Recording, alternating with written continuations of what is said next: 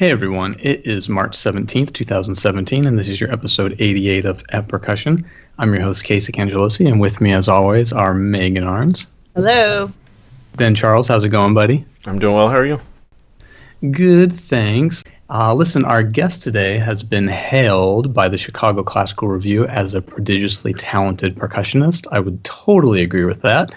He is a contemporary classical specialist with significant experience in orchestral, jazz, and world music. He's an associate professor and the head of percussion studies at Northern Illinois University, which is definitely one of the strongest percussion programs out there. And you guys, in my personal experience with Greg, I've found him to be really one of the most thoughtful, well-spoken, articulate thinkers I've ever interacted with. And I'm sorry this is going to embarrass him just a little bit, but I found a really nice quote on the website that I think really instills this and boils it down really well, and I thought it was nice, so I'm going to share it with you and see how much he objects to this. But it's an answer to a question, which is my message for the world. Music is a powerful vehicle for personal development and spiritual enrichment, cultivated through daily work, discipline, curiosity, and levity. It is a lens into the world and into the soul, and it brings to life the sentiment of oneness with the world, and in particular with those people and other living beings with whom we come into contact every day. Music breeds responsibility, respect, curiosity, and a sense of stewardship for humanity and our environment.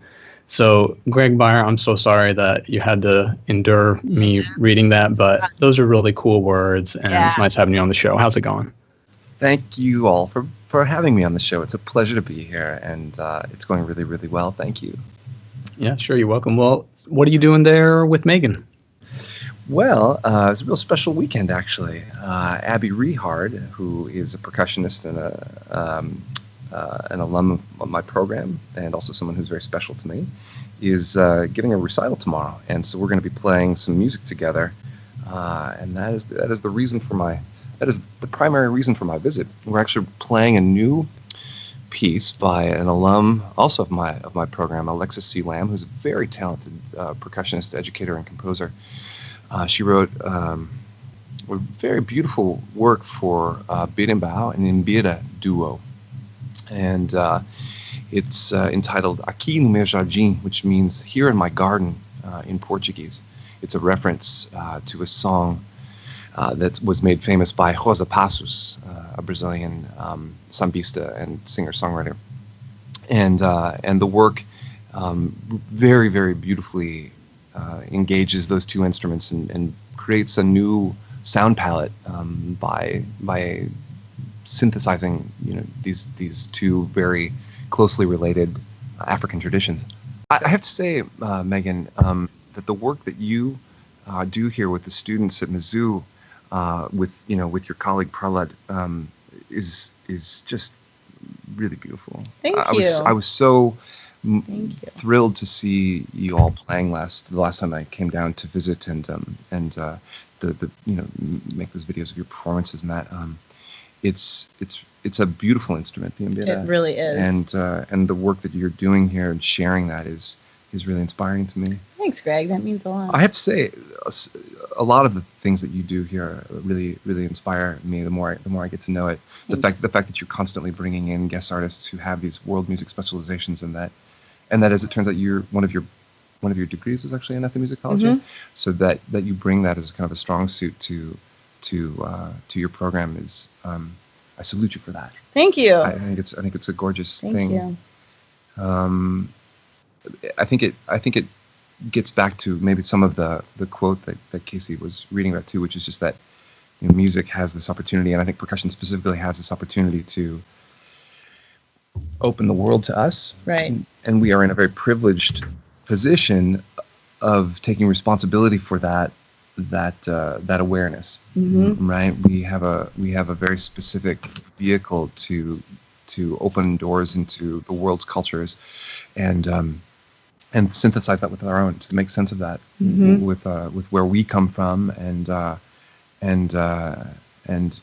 anyone knows, the study of music is parallel with the study of culture. Mm-hmm. You know this extremely well, having that degree. So, not only do you learn about music, but you learn about people. You learn about cultures. You meet people with divergent backgrounds in that, and that opens up dialogues for a real richness in the world, a real diversity of thought that hopefully, in the best of cases, breeds patience, respect, and gratitude.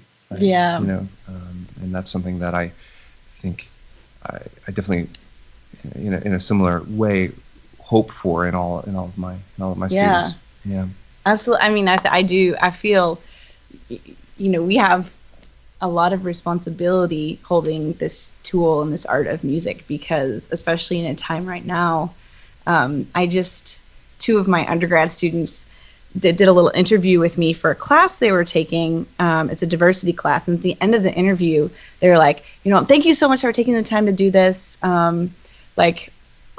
kind of feel like this is a waste of time. Not that it's a waste of time, but they're like, we just have to take this class because it's a requirement, and we just want to do percussion all the time. And so basically what they were doing is they were using World Percussion Ensemble as their community project for this class. And they're like, we're kind of stretching it to make it fit. And I was like, you're not stretching it to make it fit at all. What we were doing in that class is exactly what you're learning about in this class. And you guys should be proud of that. Yeah. And you should share that with your class. And it's not just a thing that you have to check off the list or something. It's a tool, and it's something that it's a language that you can communicate through, and you should use it now that you have it. Yeah. And so that was kind of a tying together moment for me of we need to make sure that we are making this connection, because there are a lot of things going on, and it's easy to get lost in that. But if you're able to connect it yourself, and then have if your students are able to connect it as well, it makes it all seem less frantic and hectic, Tangent. Yeah, not at all tangential. I think it's actually to the heart of the point. I don't really want to teach percussion simply to teach percussion. I'm not really interested in good percussionists. I'm interested in good human beings and good communicators and people who care, right? And so I think, far from them stretching the boundaries of the possibility in that class, they're actually barely scratching the surface of what it means to study percussion. On Martin Luther King Day this year, I had a meeting in my studio, and one of the first things we did was watch Martin Luther King's famous speech, and then I just opened up a dialogue with my students and said, what does it mean to study percussion? What does it mean to you? And the dialogue that came out of it, particularly from the graduate students who I think have been exposed more and are a little bit older, but also are at Northern for a very specific reason. They understand that the not only is the percussion tradition strong there, but the world music tradition is a very respected tradition there in a number of vertencies, right? You've got the steel band program, you've got the gamelan, you've got Chinese music, you've got Middle Eastern music ensemble. You've got so many vehicles through which you can study the world's cultures in percussion. And I was delighted to hear a couple of my graduate students who actually traveled to Bali and Hong Kong this over winter break for a program to immerse themselves completely in gamelan. But they were also very entrepreneurial about it. They were gigging all along the way as well. They'd set up a number of gigs for themselves because they had some connections.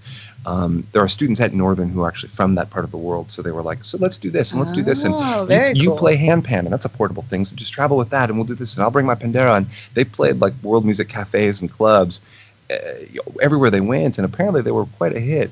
That's so cool. They came back and they said that it was a beautiful thing for them to be welcomed, right? Really, really welcomed into a tradition in a place where they clearly, by all first impressions, by their physical appearance, they didn't belong there, right? But they were welcomed in because it was clear that they were curious and wanting to learn about the music. And I think that sort of generosity of spirit is something that I think music in its best sense can cultivate, and something that I really hope for, for my students. I'm in a kind of a crisis mode right now. Not that there's anything dramatic going on at all. locally, I mean, as I was just mentioning, we were talking about, Ben Wallen's presence at Northern. Shout out to my colleague Ben Wallen, who is amazing. Ben, if you listen to this, I like you very much. We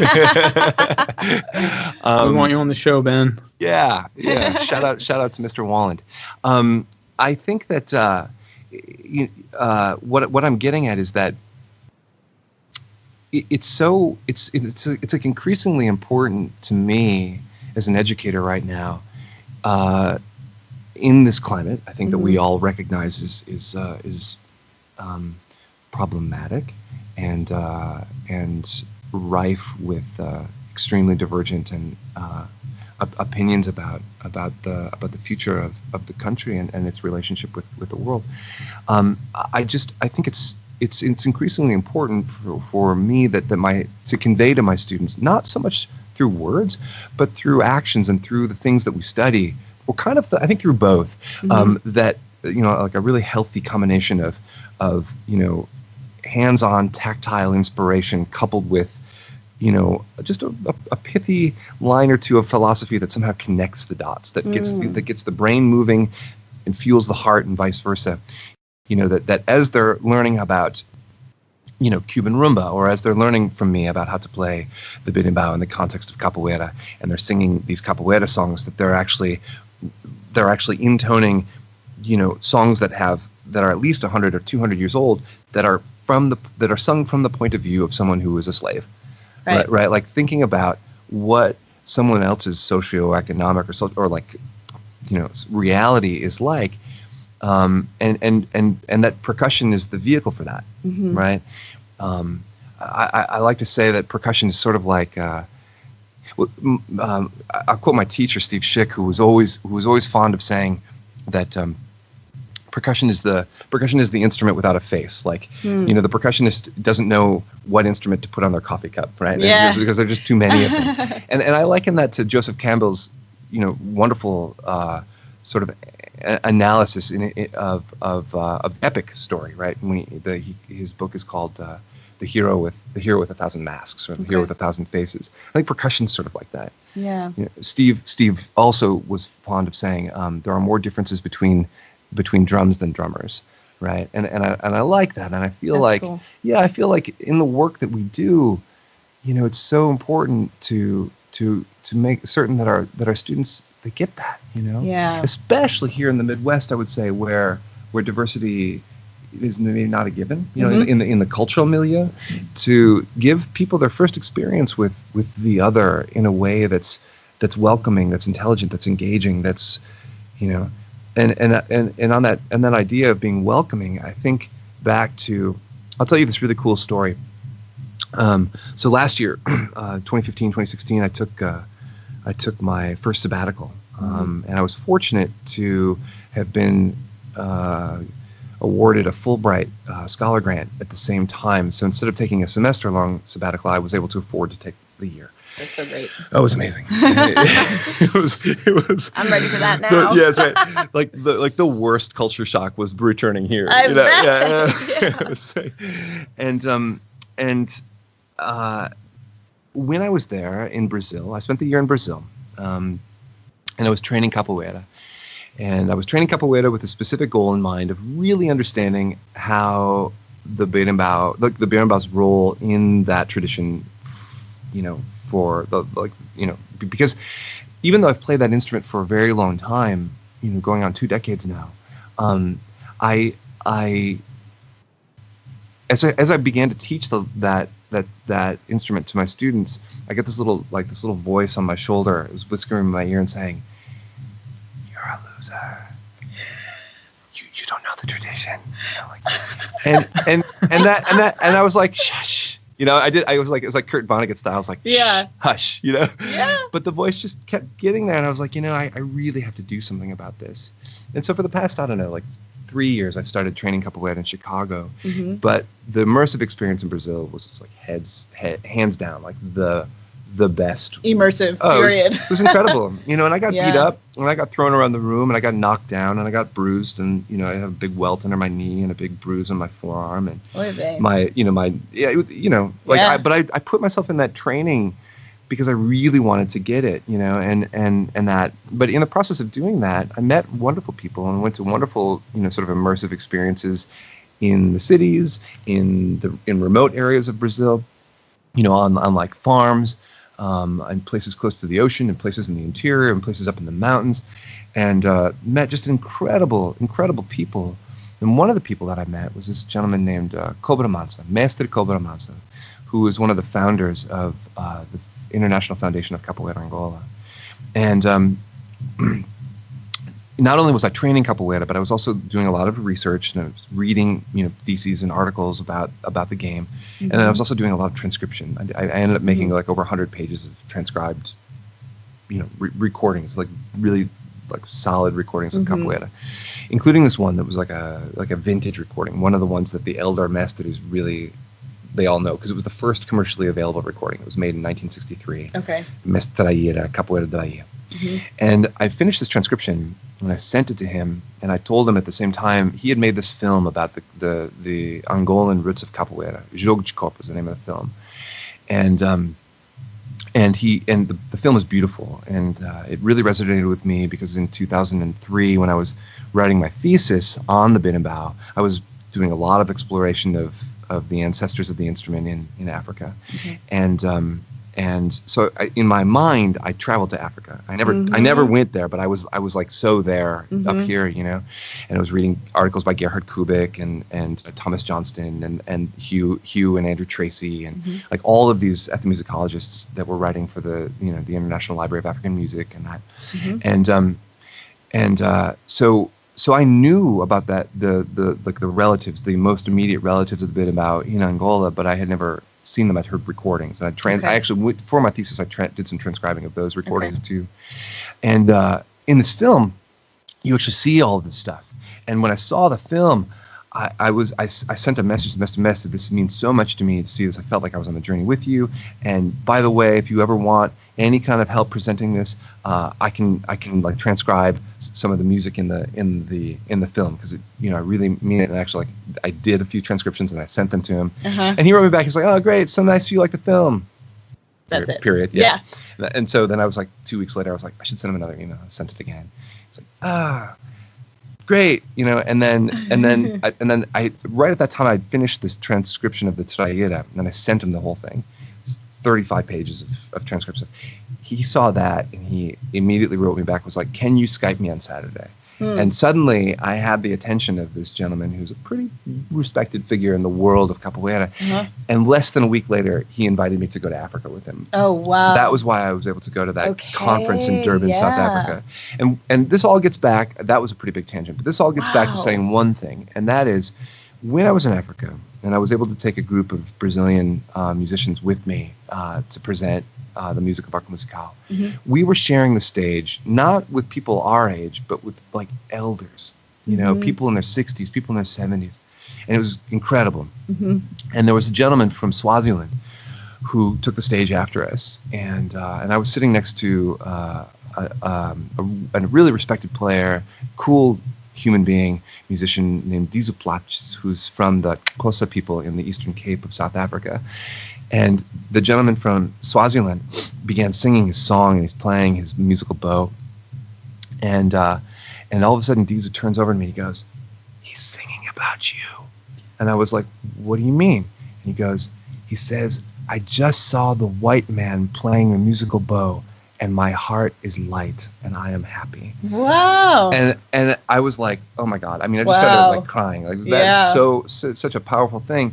But what I've understood since then, in talking to other people who had similar experiences going to Africa, is that they're in those cultures, and especially among the elders, there's that generosity. There's that idea of like, I'm going to welcome you through this common bond that we have, this common interest that we have, and that speaks volumes. There's no like hiding something. There's it's like, oh no, you like, we welcome you into this world, and thank you for for being a fellow on the journey, right, with us. And I have to say, it was just like, that whole experience was just profoundly moving. And so it's probably going to take a while for a 20-year-old, a 21-year-old, a 22-year-old to develop that kind of generosity of spirit through music. Mm-hmm. But I hope that through, our teaching and through the activities that we do, exposing and not just exposing, but really cultivating a kind of a curiousness and a passion and for the world's divergent cultures, that we're cultivating that sort of respect and that generosity of spirit, and that idea that we are all, there's a really nice quote from Asa Philip Randolph, who's a civil rights leader who I've only become familiar with recently. Okay. And he was a friend of Martin Luther King this actually is a secondhand quote from John Lewis, the representative from Alabama, who quoted Asa Philip Randolph when he was speaking in the Senate hearing on Jeff Sessions recently. Okay. And he said, our great-grandfathers and great-grandmothers may have come to this country in different ships, but we are all in the same boat now, Mm-hmm. And I think like that's it for me. Yeah. That's the message that, Yeah. that I think is really important. Absolutely. And I think kind of wrapping it back around too, of like making sure that is studying the music with the best of intentions. Also, like, knowing that you should be studying it with the music with the best of intentions also helps me to study our music with better intentions. Right. Absolutely. Because it's our cultural connotation is less obvious than studying in Bira or Birembao, I think. And by bringing in masters and holders of this tradition and having direct contact with them, I think that's got to be priority. And us, people who are trying to transfer the information, making sure that we're connected to that. And there are too many. Unfortunately, I think there are people with good intentions that are not tying the holders of the culture into their studies and giving back. And we have to do that, because these cultures this music of these cultures is going to go away in the world that we're living in right now. For example, like in Ghana, the center where I studied 10 years ago, when there was the Ebola scare 2 summers ago, most of the trips canceled. Really? And so a lot of American professors and people who had been studying in Copaiya put together a GoFundMe campaign or something to try to make up the funds that would have been lost from these people going to study there. Because essentially, if they would have lost the funds from that summer, the teachers who live in this village, which is a remote village, it's not in that capital city, would have to move to Accra to get jobs. Like there are no jobs in Copaiya. There are no jobs. Right. So you really they would have to move, and they hold the culture, and of course it's an oral tradition. So that was a very real scare of like, this music could go away. Right, that's right. Yeah, that's right. It's very scary. So I think it's very important that we realize that and teach that to our students early on. Because I think that underscores the idea that we are all connected in ways that are very real. Like our interest in or fascination in world music can't be fleeting. It can't be surface, right? Because people depend on that. Yeah. Right? Like what you're saying is like that actually has very real consequences for real people, in the world, in this world. And that's that puts a real face on it, right? Yeah. And also, one other recent experience of mine was through Mbira and bringing Musikiwa Chingodza here. And Erica Azim, who runs she's organizing tours for Zimbabwean artists to come to the United States most of them will come every 2 years or so, but that money that they make on that 2 to 6 month tour will be what they use to feed their families of like 5 to 35 people for the next 2 years. Yeah. So now she can't get artist visas for all of them anymore. Because of what's going on now? Yes. Oh no. So that's another example of, because of the travel ban? Yeah. Did you hear recently? Yes, I saw it on one of the tours, her most recent newsletter. It said, this tour has been canceled due to difficulties getting an artist visa. Oh, no. And it's I'm assuming it's because of the travel ban. No. I assume, I know JMU did, I assume y'all's institutions sent out like a mass email saying we do not support this travel ban and we support our employees who need to stay in the country and be in the country and our students. And our students, yeah. Yeah. Yeah. Yeah. Sorry, Ben, did you have something? I did, but it's going to seem so lame at this point. After all that profound information, I'll come back to my question. You've been pretty profound before. I'll come back to my question in a second, but I just wanted to say a couple things before I ask my sort of lame question. This a lot of this harks back to what Tim Feeney talked about on the last episode, with saying, it's not about the instrument. The instrument's irrelevant. It's not about the notes you're playing. It's about the deeper meaning of what you're trying to get across when you play music. And I was just sitting here, like, we're talking about ethnomusicology. I'm thinking, like, so much of what we do in this country is European, and like, where most of us are white people in general are European descendants. But you could almost make the case that Americans are ethnomusicologists for European music, and we, don't have our own musical identity all too often. But anyway, those were just little tangents I had. But I just had like I said, a sort of lame question at this point. It seems like most people that take some sort of interest in world music have had a mentor or some early experience that has drawn them to that. Like, I know for me, working with Ed Smith at UNT got me hooked on gamelan. And Greg, obviously you're someone that's very into this, and you've talked a lot about your recent travels and experiences with it. But how did you first get hooked on it? Yeah, good question. Question's too lame, Ben. We're not going to have that. It's a good question, Ben. I was curious myself. No, thank you for the question. It's very thoughtful and gracious. And Casey. And I want to just say a couple of thoughts, or in response to your observations as well. When Megan was talking about how a study of world musics, affects the way that we study our own music, whatever, I have two thoughts.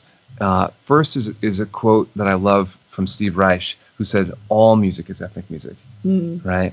And so second, which follows that, is a challenge, which is, what is our music, right? Yeah, that's it. And right, I mean, and so Ben, when we say that we're like ethnomusicologists in European music, certainly I think America, American classical music, American chamber music does have a growing identity, right? And I think it's sort of blending with popular idioms. I think most obviously perhaps championed by the Bang on a Can movement, or phenomenon, if you will. Post minimalism, and Steve Reich himself really sort of creates an American, response to that. I mean, it's beautiful to think that Reich was also a musical carnivore, a musical cannibal, in the sense that harmonically he was deeply influenced by Miles Davis, right, an African American jazz great, and at the same time his rhythmic language, or at least his processes, had a lot to do with his studies in West Africa, in Ghana himself, right? Mm-hmm. And he's fond of quoting the book whose author, whose name escapes me, Aram. His super famous book on Ghanaian drumming, one of the first ethnomusicology books. Agawu? No, not Kofi Agawu. This is an older book, like from the 60s or something. But at any rate, I just think I think we, like, what does it mean to be, like, Ben, I think your point's well taken. Like, what does it mean to play in an orchestra and be playing, on a given night, a Beethoven symphony, or piano concerto, sitting behind the timpani or whatever, and then at the same time turning around and playing Varese with your percussion ensemble, or playing a piece by Julia Wolf with your new music group, or whatever. Like, I feel like we have this capacity to be incredibly incredibly powerful and adaptable negotiators of musical language. We had Steve Schick on. He talked about that to a certain extent, and he talked about I don't. It was like I got in my German car and I drove to such and such place and used a Japanese pencil or so. It's like your mind, the human mind can sort all that out. It's not. We're not unfamiliar with, oh God, this car's German and this is an American road, and so I don't know what to do about this. So yeah, I think our mind is very good at sorting all that out, sort of subconsciously. Yeah. So yeah, so in terms of an early inspiration, I'll tell you a story. In 1998, I had just sort of finished my master's degree at the Manhattan School of Music, and I was playing a lot of jazz, and I was playing a lot of contemporary music, and I had, during the course of my master's degree, which was between 96 and 98, I had forged certain positive relationships with the composers across the street from the Manhattan School of Music over at Columbia University. I was playing a lot of their concerts and so on and so forth, and had developed relationships with composers where I would ask them for a percussion solo, or I would be playing some new chamber piece or whatever, and then I was also leading this jazz quartet of mine that was called the Art Department. I wrote a lot of wrote a lot of the tunes, and was out playing gigs and stuff. So one day I went down to the shop that used to be brick and mortar. They still have an online presence, but it's not there anymore. It was on 46th Street between 6th Avenue and Broadway. It was called Drummer's World. Any of you ever visit that place? Mm-mm. No, you never got a chance to go there. I know that Mersh always told us about their Hiropo maracas they had. Yeah, exactly. I got my first Hiropo maracas at Drummer's World. Absolutely. Yep. So one day, I was there and I was buying drummy kinds of stuff. And I was just minding my own business. And all of a sudden, from the back of the store, I heard this really, incredible sound.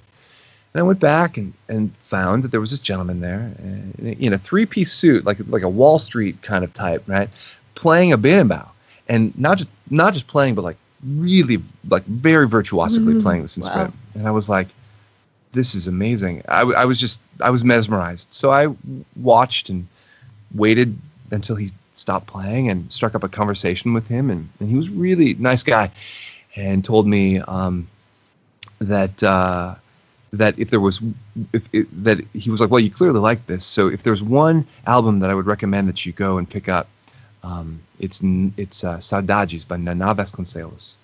And so I thanked him and left the store and went across the street to Tower Records and found the CD, and I bought it and took it home, and got in my apartment and opened it up and put it on my CD player. And as soon as the sound of the music just came through the speakers, I just had this feeling, like this kind of gut feeling, that the sound just really hit me in the gut in a good way, and I just loved it. I was just mesmerized by the sound. My jaw hit the floor, and I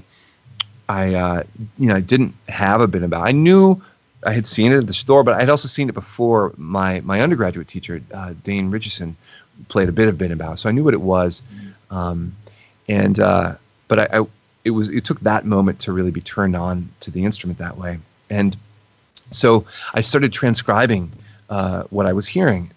The first cut on Saudades, this record by Nana, is basically a berimbau concerto. It's 17 minutes long, and it's in three, sort of like 5 sections. There's a berimbau solo, there's a string orchestra interlude, there's a second berimbau solo, there's a second string orchestra interlude, and then there's a berimbau coda.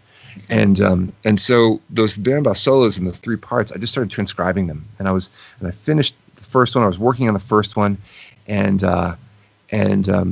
less than 2 weeks, like within the next 2 weeks after that happened, I got this phone call, and the phone call was from a Brazilian singer-songwriter, and it was someone that I knew, someone that I was playing gigs with in the city. Little parties here and there, backyard picnics and stuff like that people would do on their loft spaces and that. And he says to me, "Hey, Greg, I just got home from Brazil. I was there on family vacation for a couple of weeks. It was incredible. Please come over to my house. We have some gigs coming up. We've got to rehearse. And oh, by the way, I brought you something." So I went over to his house, and he got the smile on his face, right? And he runs up the staircase, and he comes down and he's holding for me in his hands like this, like just gives me my very first Berimbau. And this happened like literally within like a very tight span of the other thing happening. And you can't say no to something like that, so I was thrilled, and he had no inkling that the other thing had happened. And so I got really excited, and I called around to my teachers and my friends and said, who in town can I go and study with? I need to find a teacher. And every, like all indications pointed to one person, and that was a gentleman named Cabello, which is his nickname. It means hair.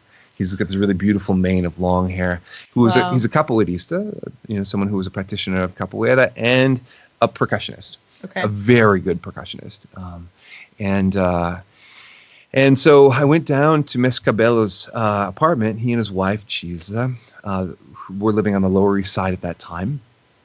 And I went to get my first lesson. And he was a great teacher, just like very patient and very thorough and very meticulous, very detailed. He was like, this is how you get a sound. This is how you strike the instrument. This is where the beating spot is.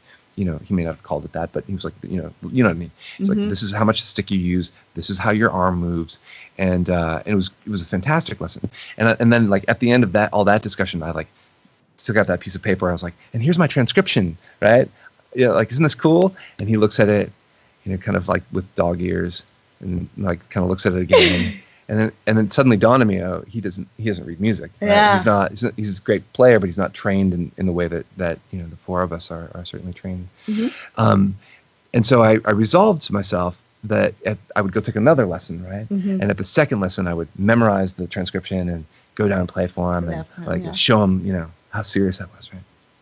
And so I did that. Like 2-3 weeks later, I went back, took another lesson, and after we went through the technical details, I played that transcription for him. And as soon as I played, he instantly knew what it was. And after I finished playing, he was like, wow, his big smile on his face. He was like, Greg, so great. Like you really learned this quickly. And it's really impressive. And I was watching him, and I was all happy because he was happy. And, it's one of those moments. And then I slowly watched his smile fade. And then he got really serious. And he looked at me, and he said, tell me something. You're not a capoeirista. And you are not Nana Vasconcelos. And you're never going to be Nana Vasconcelos. So what are you going to do with the berimbau that's going to be different? What can you do that will be about you, or be about, like, what will you give to the world through the instrument, through the berimbau? Man, it was. But that stuck with you. It was heavy. Wow. I got. At first, I got upset. I was like, "You don't understand. Like, I want to be Nana Vasconcelos." Like, my head was so wrapped up in the transcription, and I was like, into, like, kind of like hero worship at that point. I had just found this recording. I was so into it, and it's like Nana Vasconcelos was the only person that I was thinking about at that point in time, and I didn't have any like larger trajectory in terms of a thought. Like, I had no further ambition than like I have to be Nana Vasconcelos. Yeah. So he shot a hole in that thought. But then after that sort of initial wave of emotion faded, as emotions always do, I realized that he challenged me. It was a real challenge, and so I thought, well, all right, what do I do? Like, I'm studying here in the city, and I work with these composers, and like it wasn't instantly, but within a couple of weeks or maybe a month, it occurred to me that maybe the next time I ask someone to write something for me, it won't be a drum set solo or a marimba solo. Maybe it should be a berimbau solo. And I tell you, I got really lucky, because I asked a colleague of mine in Manhattan, Andy Noble. I said, "Hey, Andy, what do you think of this?" And he took it on and wrote a gem of a piece. It's called Just Visiting. And to this day, it's still like, one of the best pieces in the Arco catalog. The name Just Visiting was tongue in cheek. He was like, it kind of references what we were talking about before. He's like, I did not want to be some sort of musical tourist in this, using this instrument. Like, I didn't want to think like I'm just visiting, but I'm going to write something, try to write something for this. Right. And he was studying with, Niels Vigeland at the time. So he and Niels was a student of Morton Feldman's. So it came from this like certain stripe of American minimalist thought, right? Like very tight, pitch collection. He ended up writing a Berimbau sextet actually, but it was for me, so I pre-recorded all of them, subtracted one, and then played this piece live a bunch. Oh, that's cool. Yeah. And nice. three of the instruments were tuned A flat, 3 of the instruments were tuned B flat, and when you coin the A flat, you can also play the B flat on that instrument. Only you get this like slightly different timbre, so that it was like the whole thing for the first minute and a half was just B flat, and then eventually he's like A natural, and then he's like A flat, and then the B natural was like B natural, and then suddenly C, like he spreads it out. Yeah, it was brilliant, like the way the thing unfolded over 5.5 minutes, and yeah, every time I play the piece, people were like, "What are you doing like that? What was that? That felt like a ritual, not a piece of music." It was, it really worked, and so I was lucky because you don't, everyone, you all know, you ask for a piece of music and you bat 500 at best, right? Like you're gonna get a good piece or you're not, you know.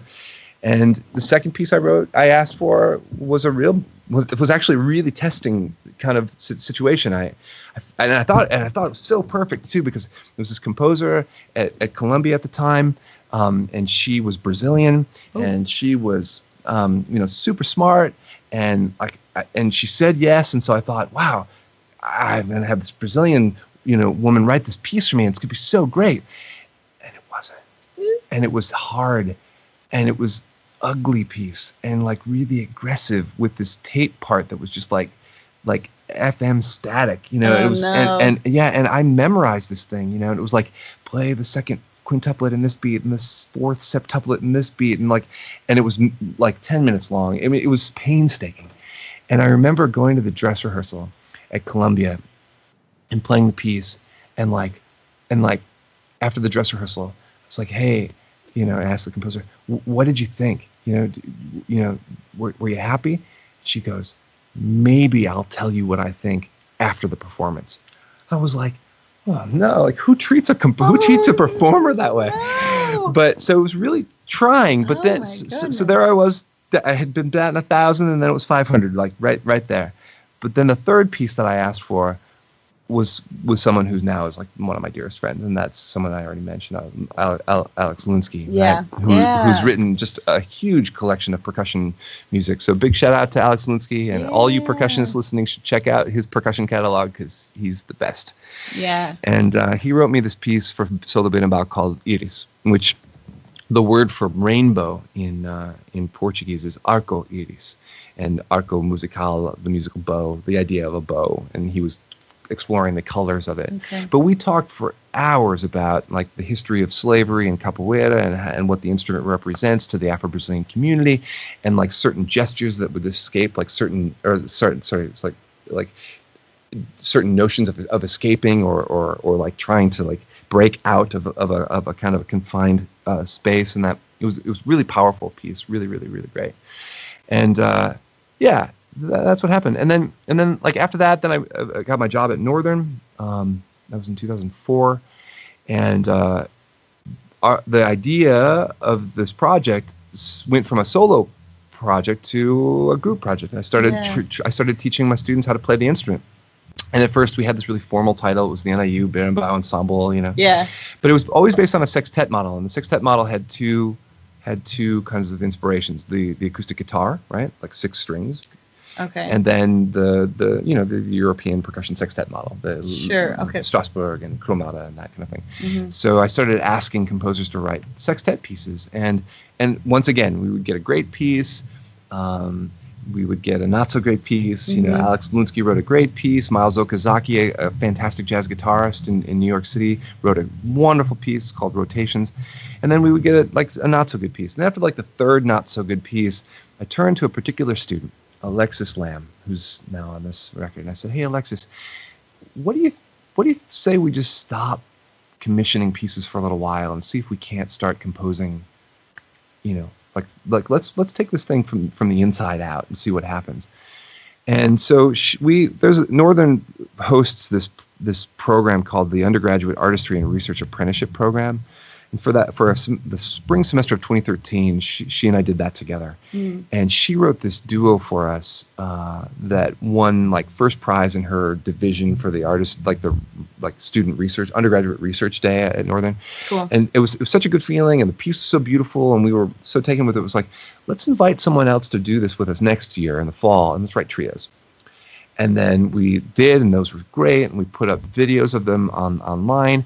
And over that winter break, we got a phone call from a woman in New York City, Nancy Kyung, who's a film producer, and she literally called us up. She's like, hey, I just saw your videos online, and I just shot this independent short film in South Africa, and I really think your music would be perfect for it. Do you want to write some soundtrack music for us? And I was like, course, yes. Right? So then what we wrote for the film ended up becoming the basis for our quartet pieces, and we invited someone else to come and play with us. And then we applied to play at PASIC, and we got accepted. And then we wrote our quintets and premiered them in 2014 there. And then we wrote our sextets, and then we recorded them in the spring of 2015. And then I took the group to Brazil, and we played 6 times. And the thing about going to Brazil was that not only did we play the music there a bunch, but we also trained capoeira where we would go. Yeah. And that was really cool. And bringing a story full circle, Mestre Cabello, who was my first teacher, right, in New York, he doesn't live in New York now. He lives in Brazil, and he has this gorgeous school in southern Bahia called the Barracão de Angola, the Angola barracks, basically. And it's right on the ocean. It's so beautiful, and we were able to go and play for his community. And on the night of our performance there, after we'd been there for a week and we were training capoeira with him, I was able to tell him the story I just told all of you to his community. But then I was able to look at him and say, "Hey, Mestre, I think we finally have an answer for you." Yes. And then we played, and it was like really emotional. It was That's really, amazing. really nice thing. And what I am excited about now is that as the group has continued to grow, and Alexis has written all this beautiful music for it, and now another member of the group, Kyle Flens, just wrote this beautiful trio for the piece, and like everyone's writing music, and we got this Chamber Music America classical commissioning grant, and Elliot Cole's writing us a big piece for next season, and like there's just this really beautiful momentum that's happening, and it doesn't seem like it doesn't seem like, I mean, yeah, we're working at it, but it seems like it's happening almost like it's guiding us. Yeah. Like there's this kind You're of not trying to convince people to be interested in no, this. It's like there's this momentum that's happening, and it's exciting. It's really exciting. That's really cool. And so I'm yeah. I have a question. So I loved how you explained how it went from a duo to a trio, and it kind of grew. So I'm curious of how, when you first started introducing this to your students, was it a part of a class at all, or was it mostly like, here's this thing I've been interested in that I'm learning, and whoever was interested, and then ultimately now, is it a group of 6, and is it all grad students, and how does that, how do you fit that into your percussion studio? Right. It was always a part of percussion ensemble. Okay. So the NIU Bid and Bow ensemble would be one piece on a percussion ensemble program in a given semester. Got it. And we commissioned one piece a year between 2005 and like 2011 or something like that. So we have like a healthy body of six or seven sextets. When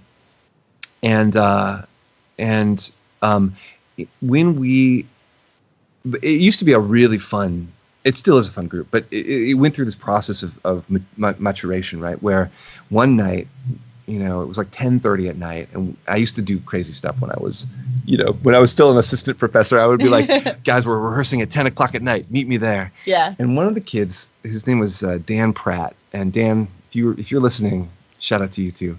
He comes in one night and he's sauntering in, and he's got this huge smile on his face. He's like, guys, you'll never guess what I studied today in art history class. We learned about the Bauhaus. Get it? We should call ourselves the Bauhaus. And I was like, we are not calling ourselves the Bauhaus. But then, get this. All right, you want to hear about, so those kinds of stories I've been telling this whole time? Here's another story.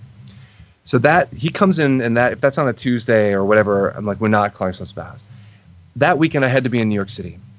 I get to New York City. I I get on the subway to go downtown for some rehearsal or something, and I sit down in my chair and I'm minding my own business, and I look up, and what is in that little poster place where there's advertisements for different things going on in the city? Mm-hmm. An advertisement for a featured exhibit at the MoMA, it was like a retrospective of the Bauhaus, and I was like, and moreover, there was just a little wisp of a P.A. Mondrian-esque design. Mm-hmm. You guys know P.A. Mondrian? Yeah. Like the sort of primary colors and the geographic shapes. And So I was like, oh, I can't believe that. Like, I have to go to the MoMA. So I went to the MoMA that weekend and was blown away by the exhibit and its relationship to music, and how no matter what atelier you were there studying, the common core class of the Bauhaus in the 1930s was a class on color. Like, they learned about color, and they treated color like it was this really mystical. It had a magical characteristic to it. Like, colors could affect people in certain ways, and P.A. Mondrian was not a member of the Bauhaus as a faculty member, but he had a very strong influence on those core classes. Okay. So his thoughts were at the core of the Bauhaus, like, sort of vision for what it was all about. Okay, interesting. And moreover, historically, when the Nazis started really taking over Germany, the Bauhaus was forced to close down, and so its directors at the time closed up shop, and they emigrated to the United States. And where did they go? They went to Chicago. And what did they do? They opened up the Neue Bauhaus, the new Bauhaus. And Neue in German, if I'm not mistaken, is spelled Niue, right? And so when I came back from that weekend, I was like, gang, that's pretty the next rehearsal, I was like, you'll never guess what happened to me this weekend. And so I explained what happened to them, what happened. And I was like, so if you want to call ourselves the Bauhaus, we'll call ourselves the NIU Bauhaus, and game on. And that within 45 minutes, I was up in my office late that night after the rehearsal doing, whatever. And I got this email from one of the students, and it was a different student. It was a different Dan Eastwood, who's now a member of Progetto Musical. He sent me this PDF of a hand drawing, and he goes, hey, I think I've got a scheme for a design for our gourds. You know how you always say that the capoeira schools in Brazil paint their gourds with certain colors to identify the school. Mm-hmm. Well, I think this would be a really cool image for us. He took the P.A. Mondrian design and put the little strip on around the mouth of the gourd. And when I saw that, again, I was just like in tears. I was like, I can't believe he took the inspiration, the initiative to do that.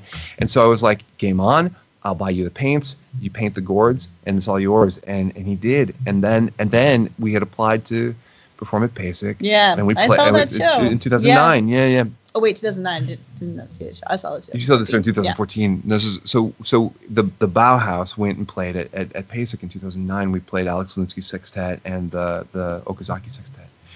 And then in 2013, so then the NIU the NIU Band Ensemble was no more. We were known as the Bauhaus, and that was all there was. And it was still a student group. Yeah. And I would do it as percussion ensemble and this and that. But then when we started working internally with when it was just Alexis and I at first, and then it gradually expanded, we started having this notion that we could actually play concerts. And so we thought, well, this is a project that has its roots at Northern. But this isn't going to be a student ensemble. Yeah. Not a student ensemble forever. Right. So everyone is an alum of the program, or a master's degree student still right now. But Arco Musical is now a nonprofit organization. Progetto Arco Musical is a professional ensemble, and we treat it that way. So it's not. So Alexis is an alum, right? She's a band director now at Stillman Valley. Kyle's graduating in May. This is Kyle, right? Yeah, Rachel's graduating in May. Dan Eastwood's been out freelancing for the last 5 years. Mm-hmm. And so the group is not, we treat this as a professional ensemble now. Mm-hmm. And yeah, so that's kind of the evolution of the story. Very cool. This is this is a perfect Yeah. time to pull this out. Yeah. So, Hi, Laurel. Hey! oh, nice. Hi, Laurel. I just got out of class. Hey, Greg. Nice to meet you. Nice to No, meet you too. Yeah.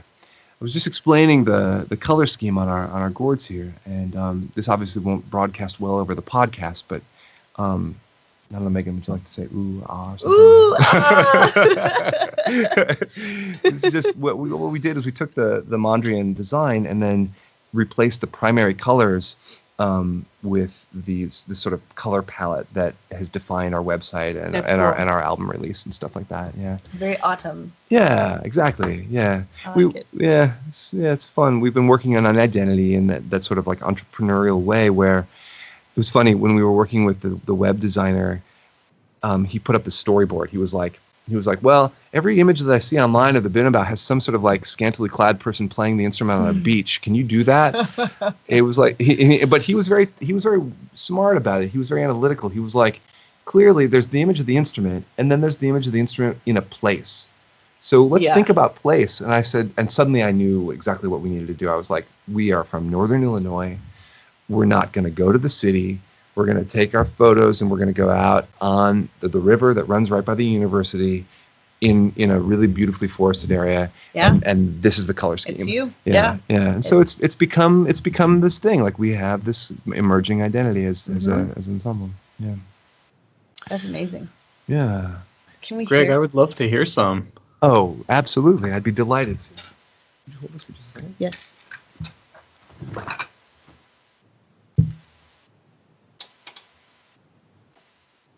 Looks like a spear from what's missing. Yeah, with the bottom unseen. Yeah, if the bottom's off camera.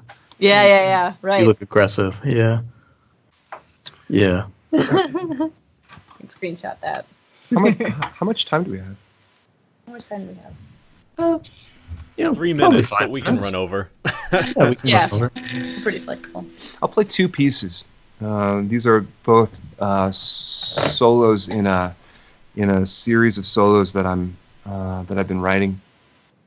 This first one is solo number 5, and it's called Mo. Mo was the nickname of one of the cats that I took care of when I was house sitting in Brazil. Nice. Oh, I fell in love with these cats. Oh my God. Well, now you have a new cat. Is Mo named after the other Mo? No, Mo is short for Massimo, which means maximum. And his sister, her name was Minima, or Minimum. And the irony was that she was the glutton. She was the one who ate food for both of them, and he was the. They were not named. They did not live up to their names. Well, just like you and me, honey. Yeah, that's right.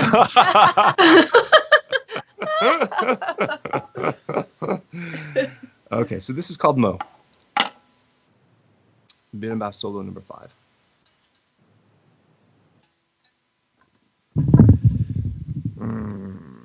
So give me just a second.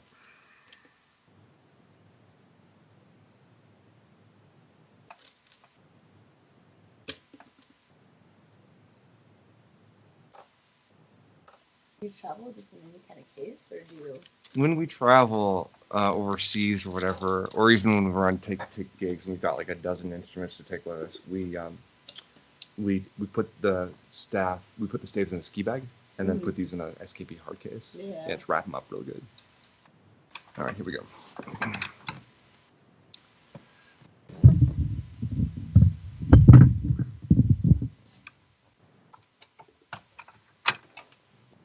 Go up?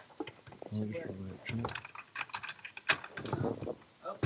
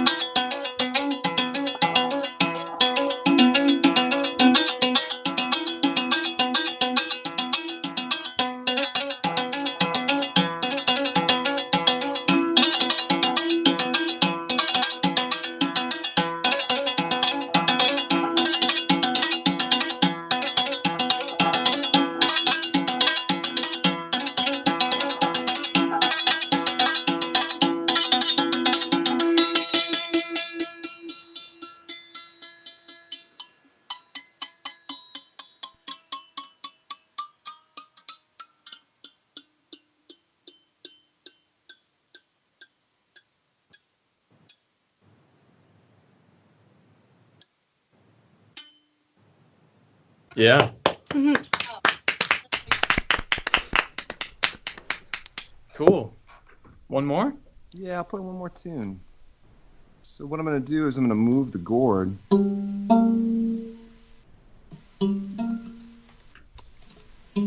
That's called a gourd, Ben. Learning. We aim to teach. Yeah, I'll edit all this out.